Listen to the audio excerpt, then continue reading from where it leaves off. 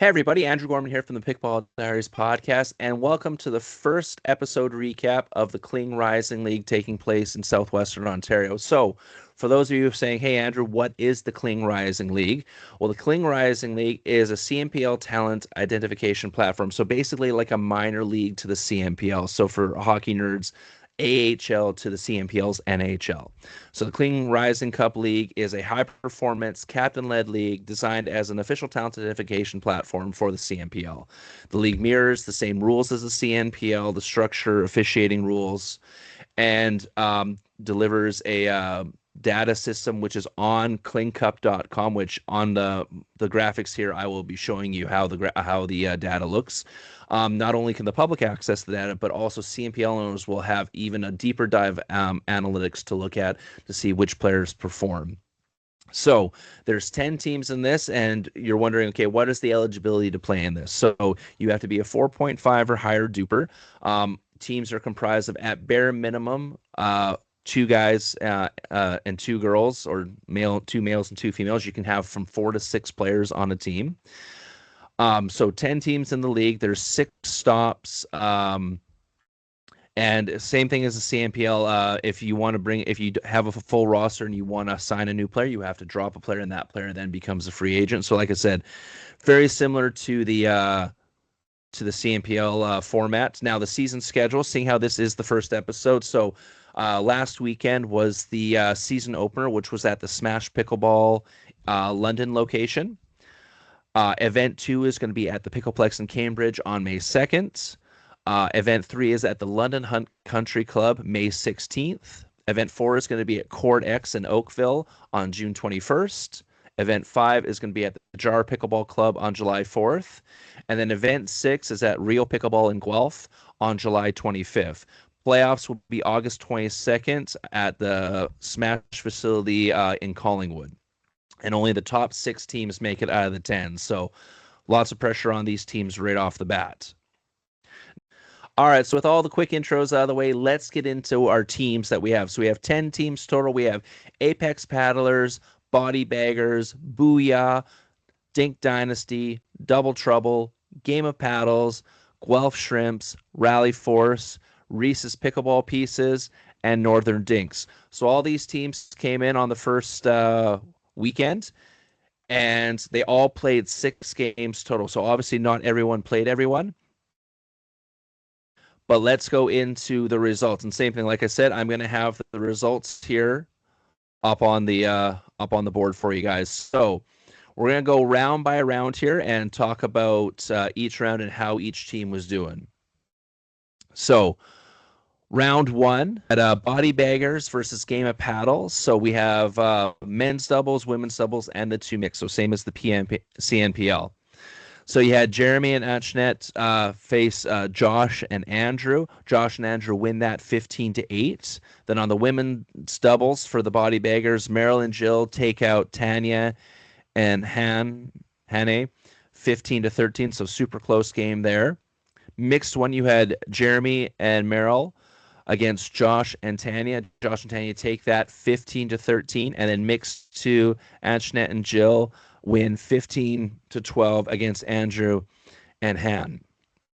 Now, the way this works is there is no dream breakers, but if the teams are tied at 2-2, it goes point differential at the end. So because Game of Paddles had more points, a better point differential, they win that matchup. Next up, we had Northern Dinks versus Reese's Pickleball Pieces.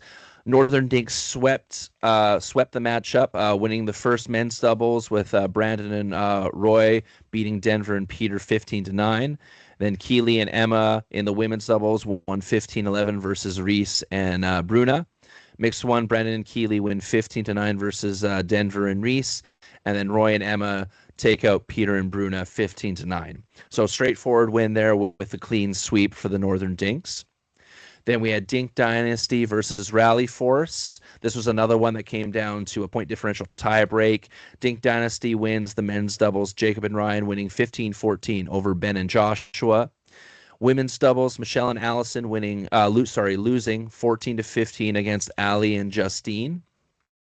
Mixed one, Jacob and Michelle losing 14-15 to Ben and Ali.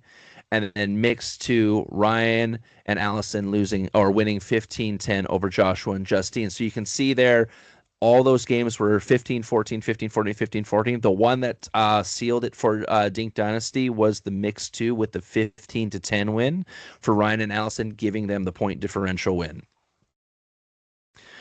Then we had Double Trouble versus Apex Paddlers. Apex Paddlers swept this one. So Jared and Josh winning 15-11 over Fred and Ben. Alexa and Cara beating Laura Lynn and Caitlin 15-12. Jared and Alexa winning 15-3 over Fred and Laura Lynn.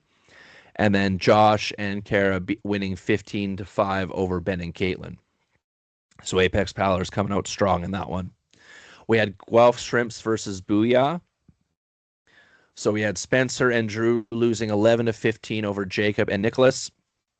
On the women's side for the Guelph Shrimp, they won Manans and Zanib. I apologize, ladies, if I'm saying those names wrong. Win 15-14 over Kim in November.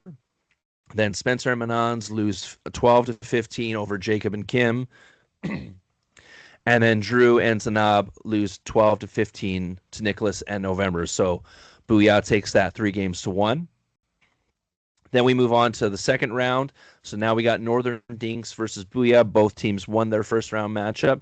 This time Booyah takes it 3-1, winning the men's. Northern Dinks win the women's. And then Booyah takes both mixed matches. Round 2, Reese's Pickleball Pieces versus Rally Force. This one, Reese's Pieces wins 3-1, winning the men's, the women's, and then one of their mixed matches.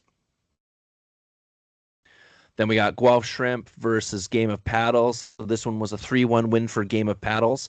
Guelph Shrimp winning their men's matchup, but then the Game of Paddles winning the women's and both mixed matches. Dink Dynasty versus Apex Paddlers. Apex Paddlers sweeps that, winning their men's, women's, and both mixed. Body Baggers versus Double Trouble. Body Baggers sweep that one 4-0. Then we move on to round 3. So Northern Dinks versus Rally Force. Northern Dinks now 1-1 against Rally Force. So this one came down to a tie break as well for point differential, with the Northern Dinks winning the men's, but then Rally Force winning the women's and mixed 1 matchup. And then Northern Dinks winning mixed 2, but point differential gives the game to Rally Force. Booyah right now 2-0 going against Game of Paddles. So round 1, Game of Paddle. Booyah wins the men's match. Game of Paddles then wins the women's doubles and mixed 1. Booyah then wins mixed 2, and Booyah takes in point differential, with that mixed 2 being the key one with a 15-10 win. Then we have Reese's Pickleball Pieces versus Apex Paddlers. Reese's Pieces sweeps it 4-0. Guelph Shrimp versus Double Trouble. This came down to a 3-1 win for the Guelph Shrimp, winning the men's and both mixed doubles, with Double Trouble winning the one women's matchup. Dink Dynasty versus Body Baggers. Body Baggers clean sweep it 4-0. Then we move on to round 4. So Northern Dinks versus Game of Paddles. This one came down to a tie break as well. So lots of tie breaks in this league already. So you can see the teams are nice and close. So you had Game of Paddles winning the men's doubles, and then Northern Dinks winning the women's and the mixed 1, and then Game of Paddles winning game 2, but point differential gives it to Northern Dinks. Round 4, Rally Force versus Apex Paddlers. This one came down to a tiebreak as well, with Rally Force winning men's doubles and mixed 1, and then Apex Paddlers winning women's doubles and mixed 2. But once again, point differential was the big deciding factor there. Round 4, Booyah versus Double Trouble. Booyah still undefeated. They clean sweep against Double Trouble 4-0. Reese's Pickleball Pieces versus Body Baggers. Body Baggers take the men's match first, but then Reese's Pieces goes on a 3-game sweep to win the women's and the 2 mixed to win 3-1. Guelph Shrimp versus Dink Dynasty. So it starts off with Guelph Shrimp winning the men's, then Dink Dynasty coming out strong with a women's win and a mixed win, but then Guelph Shrimp take mixed 2, and point differential again gives it to Guelph Shrimp. Round 5, Booyah versus Dink Dynasty. Booyah still on a roll here. Clean sweeps Dink Dynasty, 4-0. Northern Dinks versus Apex Paddlers. This game to a tiebreak as well, with Apex Paddlers winning both the men's and the women's, but then Northern Dinks winning both mixed matches and then winning on point differential, with mixed 2 being a big spot there, with Roy and Emma winning 15-3 over Josh and Alexa. Then we have Game of Paddles versus Double Trouble. Game of Paddles won the men's, but then Double Trouble comes out with big wins in the women's doubles and the mixed 1 matchup. Game of Paddles does win mixed 2, but the point differential once again going to Double Trouble for the win there. Reese's Pickleball Pieces versus Guelph Shrimp. They clean sweep that, 4-0 for Reese's Pickleball Pieces. Then to the final round, Northern Dinks versus Double Trouble. This came down to a tiebreak as well, with Northern Dinks winning the men's doubles, but then Double Trouble taking women's doubles and mixed 1. But then Northern Dinks coming back with a win in mixed 2, and once again, that was the deciding one with the mixed 2 win, with Roy and Emma winning 15-9 over Ben and Caitlin. Then we had Rally Force versus Guelph Shrimp. Guelph Shrimp comes out strong with the men's win, but then Rally Force goes on to a 3-game sweep, winning the women's and both mixed matches to win 3-1. Then you have Booyah, still undefeated, playing against Reese's Pickleball Pieces. This came down to a tiebreak. Booyah wins the men's doubles, but then Reese's Pieces wins women's doubles and mixed 1. But then once again, mixed 2 being the big deciding factor. Booyah wins that with a 15-6 win, with Nicholas and November winning over Peter and Reese, and that was the big deciding factor in the point differential. Rally Force versus Body Baggers. Body Baggers comes out strong with the men's win. Rally Force comes back with the women's win, but then Rally Force takes both mixed matches to win 3-1. Apex Paddlers versus Body Baggers. Apex comes out strong with the men's win, but then Body Baggers goes on to a 3-game sweep, winning the women's and both mixed matches for a 3-1 win. And then the final game of round 6 was Game of Paddles versus Dink Dynasty. Game of Paddles wins 3-1 with Dink Dynasty, winning the women's but losing the men's and the 2 mix. So at the end of stop 1, the standings are officially: Booyah is in first, going 6-0 with 100% win percentage, obviously. Reese's Pickleball Pieces in second, going 4-2, and they're tied with Northern Dinks and Body Baggers, who are also 4-2. And then we have 2 teams at 3-3, Game of Paddles and Rally Force for 5th and 6th. Apex Paddlers, Guelph Shrimp, both at 2 and 4, and then Dink Dynasty and Double Trouble going 1 and 5 on the weekend. So no team got shut out. Every team won a game. Booyah seems to be the strong team right now for people to take on, and that comes big with if we come over to insights here. And I'm going to pull this up on the screen. So the big standout for this first one was Nicholas Stryker for Booyah. He went a perfect 12-0, winning all 6 of his men's matches and all 6 of his mixed matches. And I'm going to show it on the screen here. So you have Nicholas Stryker first with Booyah. Jacob also on Booyah, going 10-2, so he only lost 2 of his 12 matches. Another standout was Anjanit Bajet for Body Baggers, went 9-3, so that's a 75% win percentage. Jill for Body Baggers went 9-3 as well.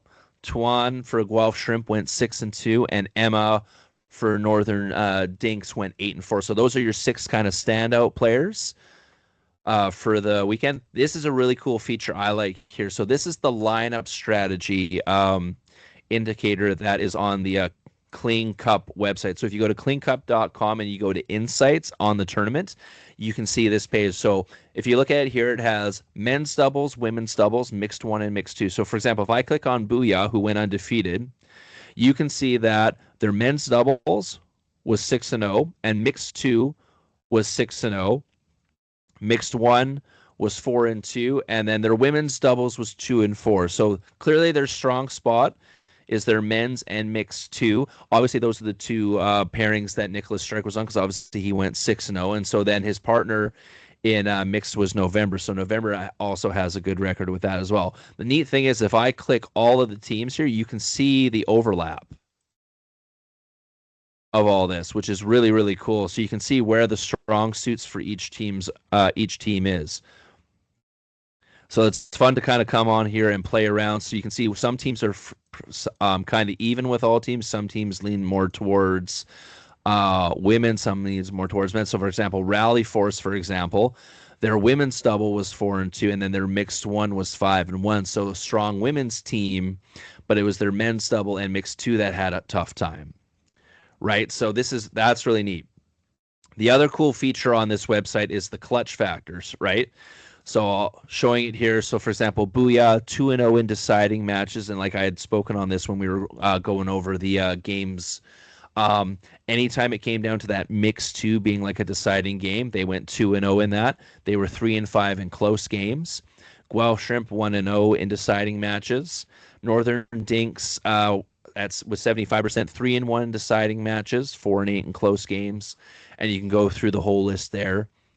Then they also have a list of top pairs. So obviously the two pairs that Nicholas was on, seeing how he went 6-0, are going to be your two tops. So Nicholas in November and Nicholas and Jacob being the top team. So for example, Nicholas in November had a point differential of plus 38. So they were winning by at least 6.3 points each game.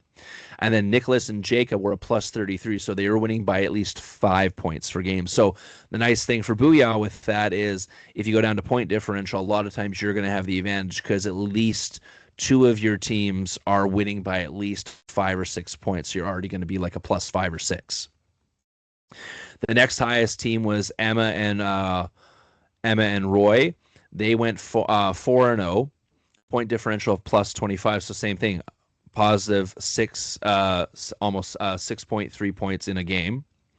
Bruna and Steffi were 2-0 plus 14. So you had a couple of teams where they were mixing their lineup a bit because some of these teams only played like I said 2-0, 2-0,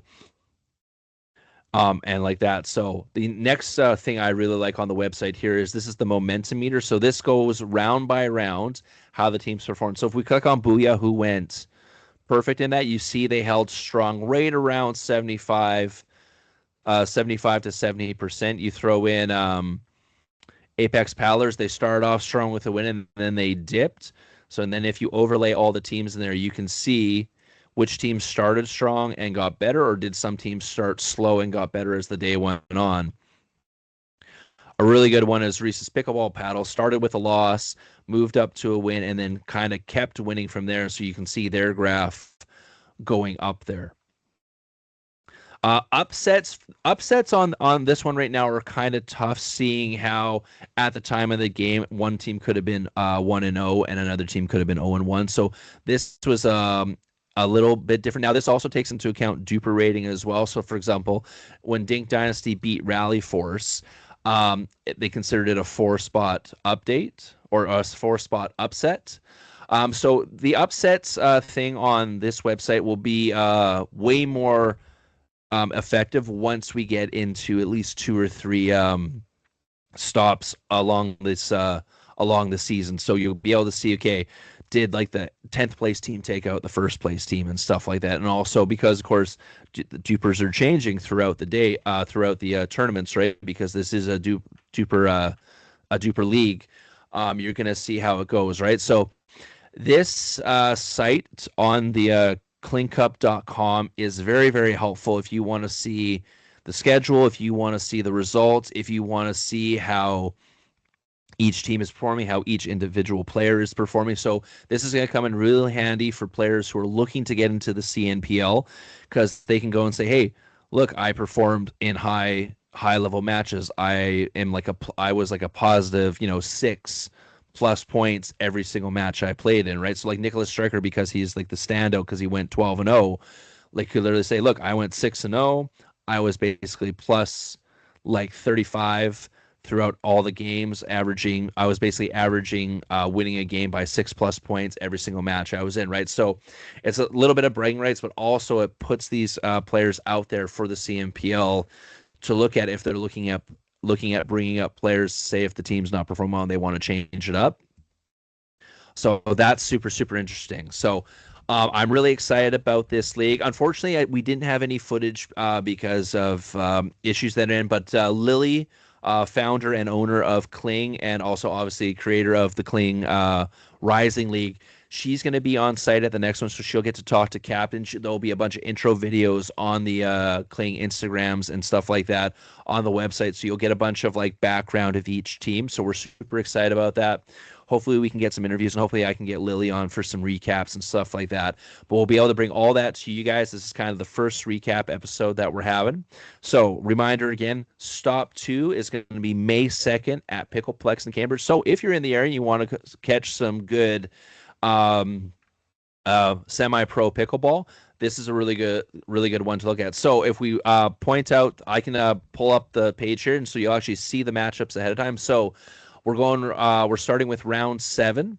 So you got Northern Dinks versus Body Baggers, Double Trouble versus Dink Dynasty, Apex Paddlers versus Guelph Shrimp, Game of Paddles versus Reese's Pickleball Pieces, and Rally Force versus Booyah. And as you can see on the graphic here, you can see all the rounds ahead of time. So if you have a particular team you're cheering for, you can see who they're playing and look forward to that game ahead of time. So we'll wrap that up for this first recap of the Kling Rising League. This is already turning out to be an exciting league. Can't wait to bring you guys some interviews with the players and the team captains. Hopefully we get some really good game footage coming up for the next recap. But stay tuned. Keep an eye on it. So this will be on the Kling YouTube channel, and we're going to have it up on socials as well. If you are listening to this on Spotify or iTunes, I highly recommend watching the video version, just because you're going to see the graphics that we've included in this. Until then, don't forget to check out klingpickleball.com for their amazing performance compression gear that I myself use as well. Also, don't forget to check out my podcast, the Pickleball Diaries Podcast, where we cover the CNPL and pickleball news throughout Canada and the world. So we'll see you guys next time. Cheers, and stay tuned for Stop 2.